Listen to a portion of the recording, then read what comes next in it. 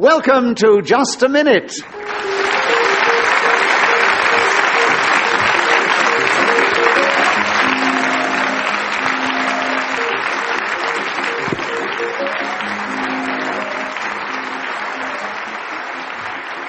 Hello, my name is Nicholas Parsons, and as the minute waltz fades away, once more it is my pleasure to welcome the four panellists this week who are going to play Just a Minute. We welcome back three of our regular players of the game. That's Paul Merton, Peter Jones, and Wendy Richard, and someone who's only playing the game for the second time, Lee Simpson. Would you please welcome all four of them?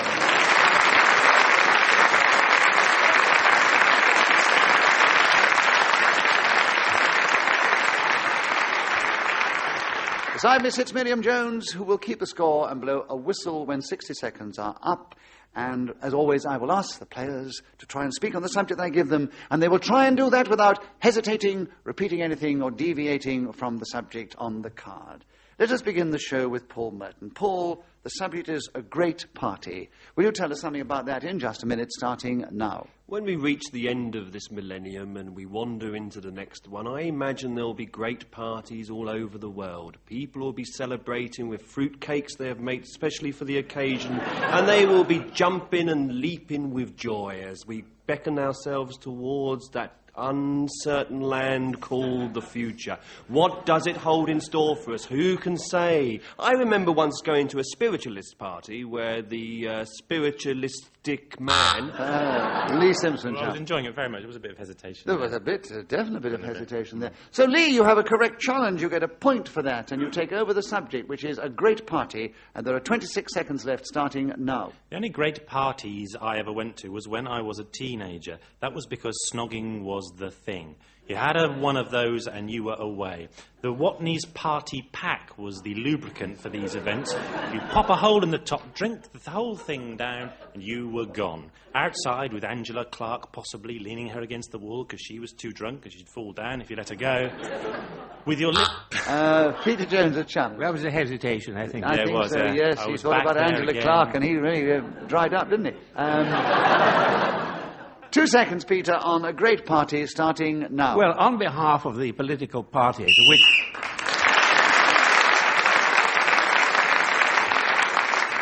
When the whistle goes, it tells us 60 seconds are up, and whoever is speaking at that moment gains an extra point. On this occasion, it was Peter Jones. And, Peter, it's your turn to begin. The subject, middle age. I don't know if there's anything deliberate in that thought, because I don't think you've yet reached it, Peter. But will you talk on the subject starting now? Yes, well, I suppose it is appropriate in a way, because I am just about to emerge from the midlife crisis. And I'm looking forward to the twilight years and anything else that may follow, including the next life, I suppose, if there is one. I'm very doubtful about it, but nevertheless, a lot of people do seem to believe in it. The middle age, is it? Middle age, yes. Well, I don't know why it's called that, because it seems to be much younger than it was years ago. People became middle-aged in the last century when they were about 35, which is nowadays considered fairly youthful. Whereas today there are people of 60 with dyed hair.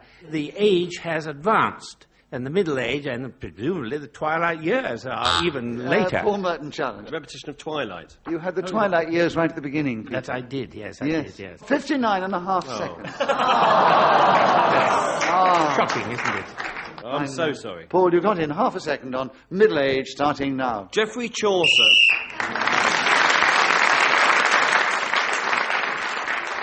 So Paul cleverly got in just before the whistle went and has taken the lead, one ahead of Peter Jones. Lee Simpson, will you take the next round? The subject is putting one's foot in it. There are 60 seconds starting now. I saw that Caroline Quentin in a show. She was rubbish. That woman who was with Mrs. Slocum, whatever happened to her? I thought Frank Muir was brilliant in The Hitchhiker's Guide to the Galaxy.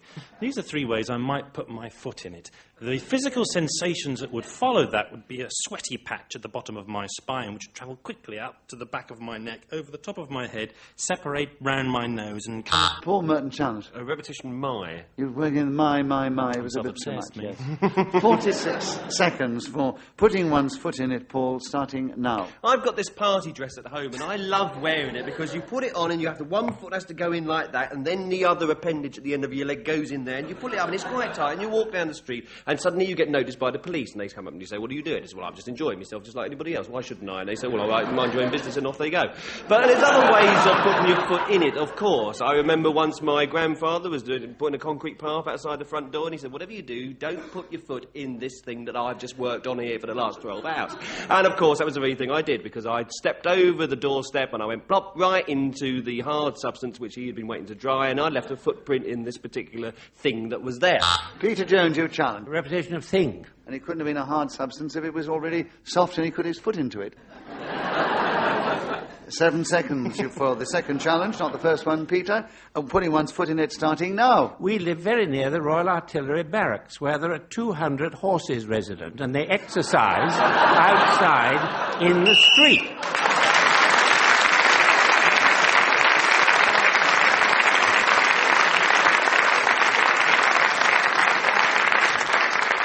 I wondered what the smell was when you walked in, Peter. Right. Paul, it's your turn to begin. The subject is driving.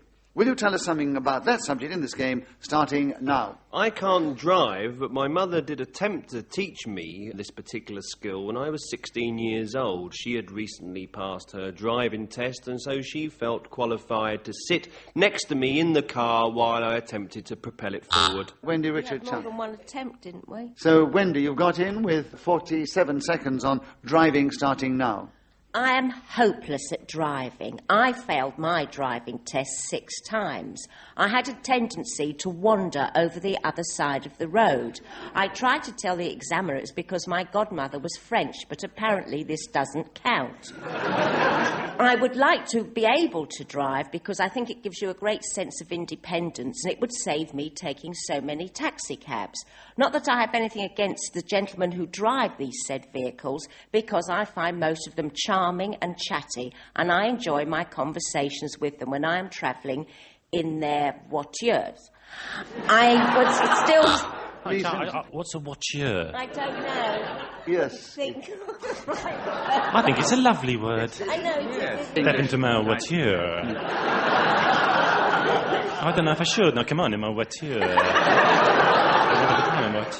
You're working well tonight. Thank you, Nicholas. And you have the subject. You have 10 seconds, driving, starting now. The last time I played golf was on the occasion of the marriage of Charles and Diana in 1981, I think. The most problematic part of the game for me was the driving. It's a ruddy, great big wooden thing on the...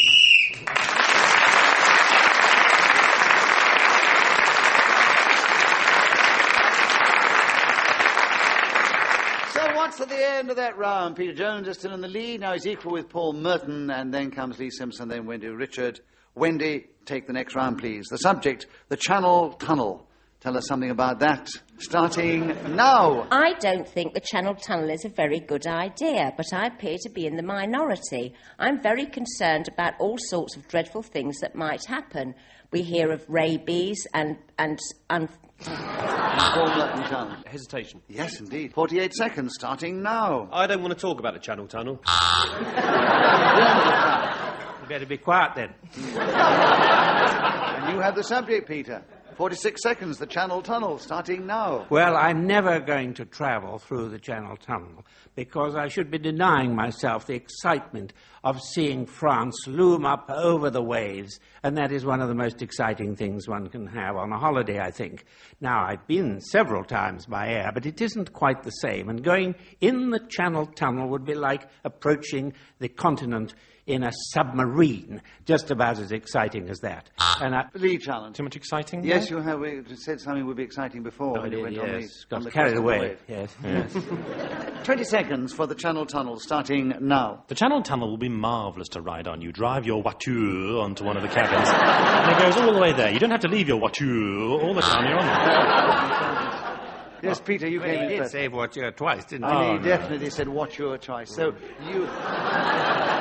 12 seconds, the Channel Tunnel with you, Peter, starting now. It has cost an enormous amount of money, and I can't really see why they've done it.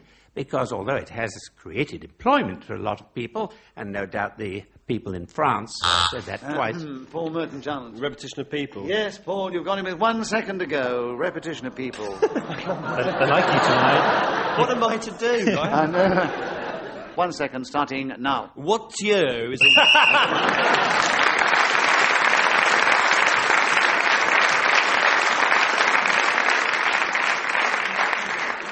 Paul, you were speaking as whistle went, gained the extra point. You're now in the lead, one ahead of Peter Jones. Peter, your turn to begin. The subject is Sophocles. Will you tell us something about him in just a minute, starting now? Well, you obviously mean the great Greek playwright who flourished 500 years BC, that's before cable, and who wrote plays.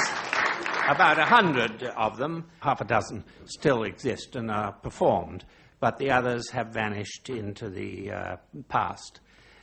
Lee Simpson, you challenge. Yes, I did, yes. Hesitation. Yes, I'm I'm afraid there was. 36 seconds for you on Sophocles, starting now. Sophocles, why? No idea. I could pretend, I could say I do, but frankly I don't. Greek, Roman, no idea. Paul, 34 seconds. Sophocles, starting now. I had a cat once called Sophocles who enjoyed scratching his claws on the back garden shed. So I thought, well, I'm not having this. I don't see why these things that I go out and buy should be ruined by simple domestic animals. I don't see this particular creature bringing home a pay packet. Oh, no. So what I did was I killed it. Peter, you challenged. Well, that does seem a bad example to set to the younger listeners, doesn't it? It seems I mean, he's deviated from Sophocles. He's talking about his cat, isn't he? Yes, and he's killed even that, let alone the subject.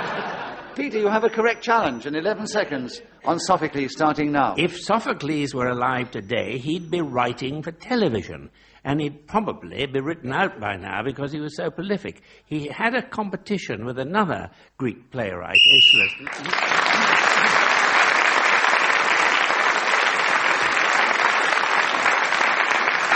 Peter Jones was then speaking as the whistle went and gained an extra point, of course, for doing so. He's in second place, 1 point behind Paul Merton, our leader, and Lee Simpson. Your turn to begin. The subject, Footlights.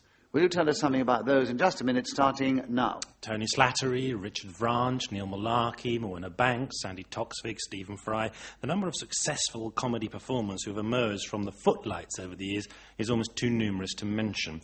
This is a society at Cambridge University which seems intent on completely dominating the world of light entertainment.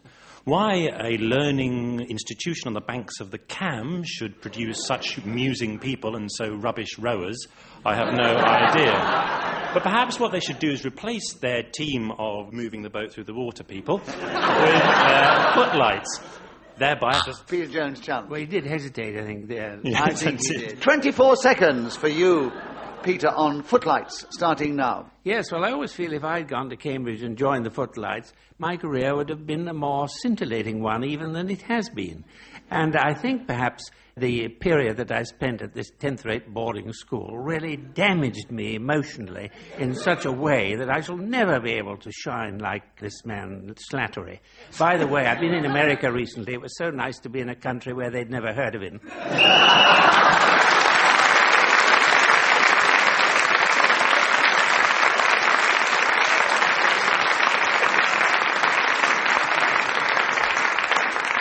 Peter Jones kept going to the whistle went, gained an extra point. He's now taking the lead, 1 ahead of Paul Merton. And Wendy, it's your turn to begin. The subject is money. Will you tell us something about money in just a minute, starting now? I'm not very good with money. I do try to be and get my savings in order. But I sometimes have the great delight of finding odd bits of money, paper or coin, in various jackets or trousers that have been put away. Paul Merton challenge. This is stealing. It's my own money. Oh, you didn't establish that. You said you went round finding money in people's jackets and trousers. Oh, right. I found a £20 note in my trousers. Paul, we like the challenge. Give you a bonus point for that. So, Wendy, you were interrupted. You get a point for that. 40 seconds on money, starting now. Well, it certainly wouldn't have been my husband's clothing because he always tells me he's never got any money. When it comes to emptying the washing machine, any money I find lying around in there, I always claim... Paul Merton challenge. Repetition of any. Yes, you did have any before. Paul, there are 29 seconds on money starting now. Money, money, money, must be funny in a rich man's world. That was a song that ABBA recorded some 20 years ago, and it seems that the subject of money has influenced the songwriting imagination over the years. The Beatles recorded several numbers about that sort of thing. I don't care too much for money, can't buy me love. Peter Jones' challenge. Hesitation. Hesitation, yes. 10 seconds, Peter. Money starting now. They always give you the value of the pound several times a day on the radio and television, explaining that it's gone up 1/8 of a pfennig or something.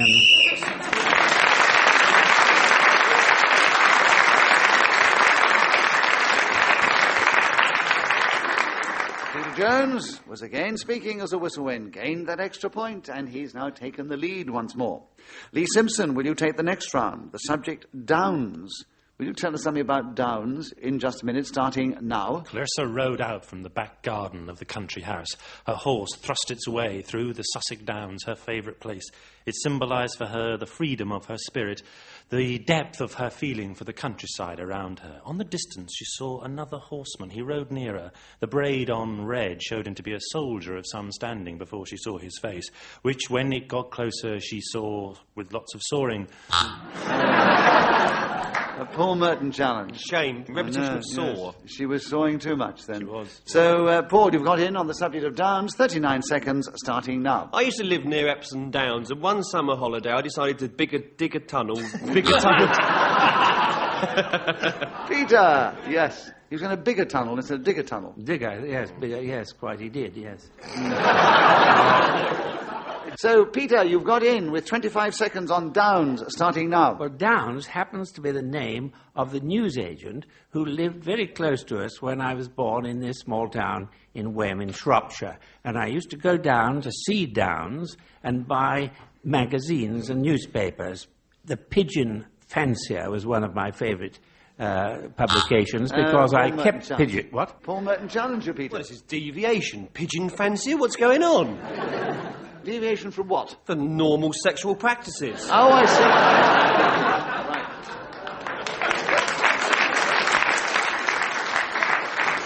So it was a devious thought, Paul, but he wasn't deviating from the subject of Downs, so he keeps the subject. And there are 7 seconds left on Downs, Peter, starting now. They also sold cigarettes, and sometimes I was able to buy one at a time because they were in a little package, Churchland's number 1.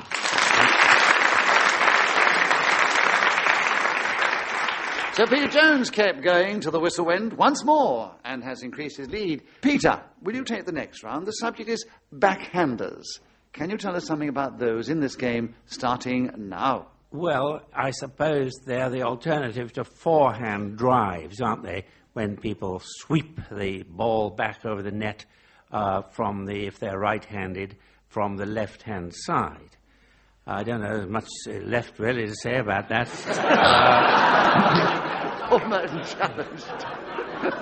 Repetition of left. Yes, Left, yes, left. A few other things too, but Paul, 44 seconds for backhanders starting now. Backhanders is a slang word for bribes, and I'd like to know who I have to pay to get off this show. Because I've been here now since 1988, and I don't seem to really have got the grasp of it yet even still. I've not really ever spoken for a minute without being interrupted. I've tried, but I've always ended up hesitating, deviating, or repeating myself, and it is an extremely difficult process to go through over the course of a full 60 seconds.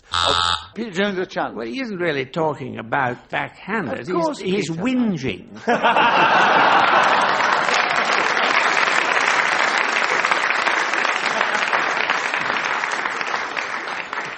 And he was certainly deviating from backhanders. You're right, Peter. So you have the subject back again. 15 seconds, backhanders, starting now. Yes, bribes. I've understood that there are people who give others money in order to get parts in films and plays and television. And I've never found out who these people are who are receptive to this kind of,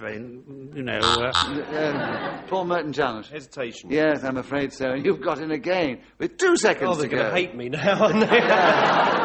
Backhanders, Paul, starting now. I remember... Peter Jones challenge. Hesitation. Yes, well done, Peter. Well, I saw his mouth open and no sound came out for at least a split second. 1 second, backhanders, Peter, starting now. They're evil.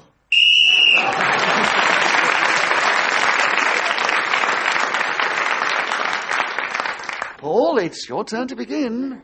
And the subject is animal rescue. Will you tell us something about it? 60 seconds, starting now. I can't bear cruelty to cats, especially if they're just going around their normal business. They don't know that it's a tool shed. They just want to scratch their claws and keep them pristine. And when some sad individuals get hold of these particular felines and start shooting them in the head with bullets which they've specially bought from the ironmongers, then I think that's very sad indeed. I once rescued a dolphin from the top deck of a double-decker bus who was hopelessly lost. He thought he was heading towards Piccadilly Circus, but I said, no, mate, you're on your way to Totteridge and Whetstone. He said, look, I don't normally live on land. I am an inhabitant of the sea. Can I be blamed for getting on the wrong bus? I said, don't get shirty with me, mate. It's nothing to do with anything I've just said to you. Go and have a word with the conductor. So the dolphin swam down the stairs and he went up to the man who was selling the tickets. He said, here, he said, I thought you said this was going to where I wanted to go. And the conductor said, look, I don't understand a word you're saying because I don't speak dolphin. Suddenly, a porpoise...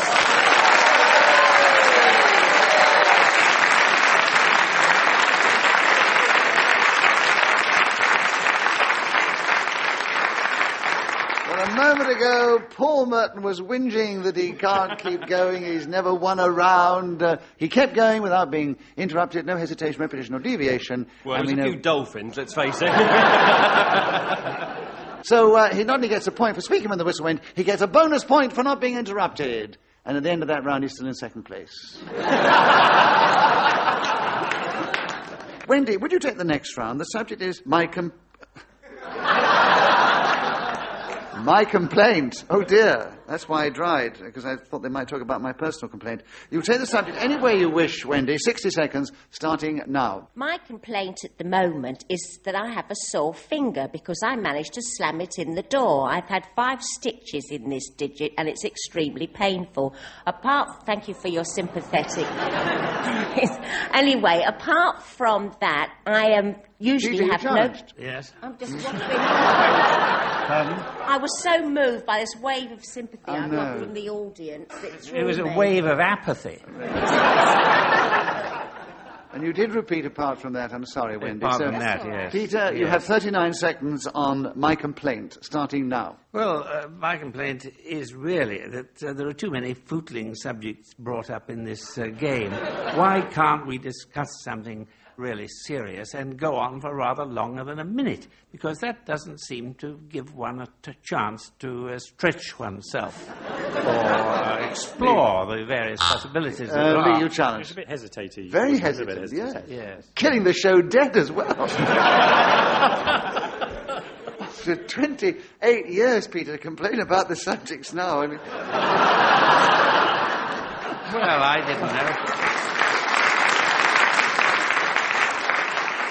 My complaint is with you, Lee. 21 seconds, starting now. My complaint, like many people, is a bad back. I sought solace for this with an osteopath. This is a gentleman or lady who cracks your bones. This is supposed to make you feel better. It makes me nauseous. Peter Jones, a challenge. A good osteopath doesn't crack your bones. She cracks your joints. That's right. Cracks your bones, well, I wondered why sue. you're so cheap.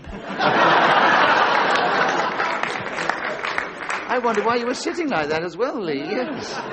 Peter, you've got the subject back again. 11 seconds. My complaint, starting now. The worst complaint I had was mumps when I was acting with Nicholas Parsons on tour. And we went to Blackpool, and by the time we got to Nottingham, my chest had swollen up, and it had gone into my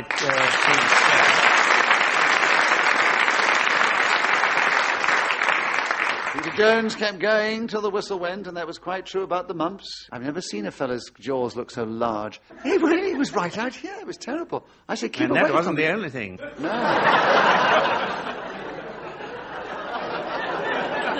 Peter, you've increased your lead at the end of that round. Speaking as the whistle went, you're now ahead of Paul Merton still, and then it's Lee Simpson. Can't we stop?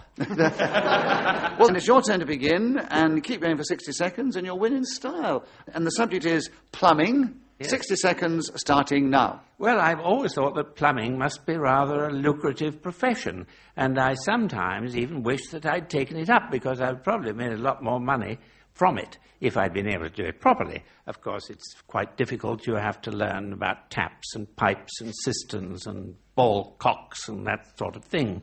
But you don't have to arrive on time or even for several days after you've been called. And you can have an assistant. We had one woman assistant, actually, that I've said there before. Yes. Paul Merton challenge. Repetition of assistant. Yes, assistant, that's right. Plumbing is with you, Paul, when the 30 seconds are left starting now. I think it was the Romans who are genuinely acknowledged to be the forefathers of plumbing. They had a system of central heating, which I think first came in round about 4:30 one Wednesday afternoon, when a gentleman suddenly had an idea. He thought, hello, this isn't right. I've got a fire against the wall when I could have pipes going under my floors, carrying hot water to a back boiler in the kitchen. And so I think his name was Sophocles. He decided that he would publicise...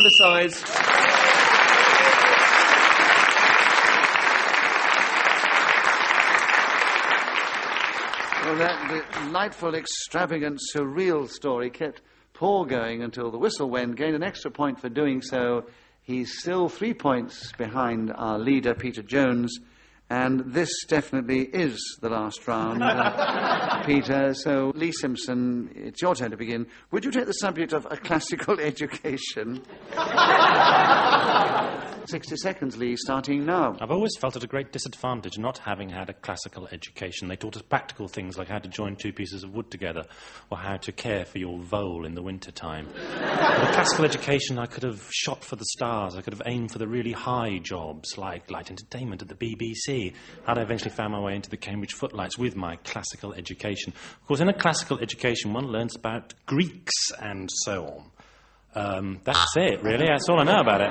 Paul Merton challenge. Hesitation, unfortunately. Yes, there was. The classical education is with you, Paul, and there are 35 seconds left starting now. I remember when I first heard the wonderful music of Beethoven, I thought, hello, this sounds good. And so I went down to the record library and immersed myself in all the wonderful works that this great German composer had composed. There was his first symphony, his second concerto, his violin What's It for Piano, which was not one of his most successful works because he didn't really come up with a good enough title for it. And even now, pianists and conductors all over the world are very loath to put this into the classical programme because it's got such a strange sounding name.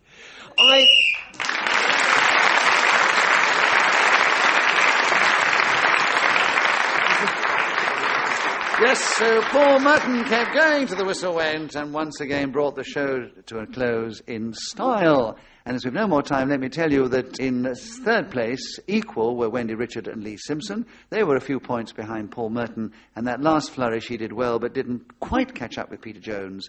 So, Peter, 1 point ahead. You are the winner this week!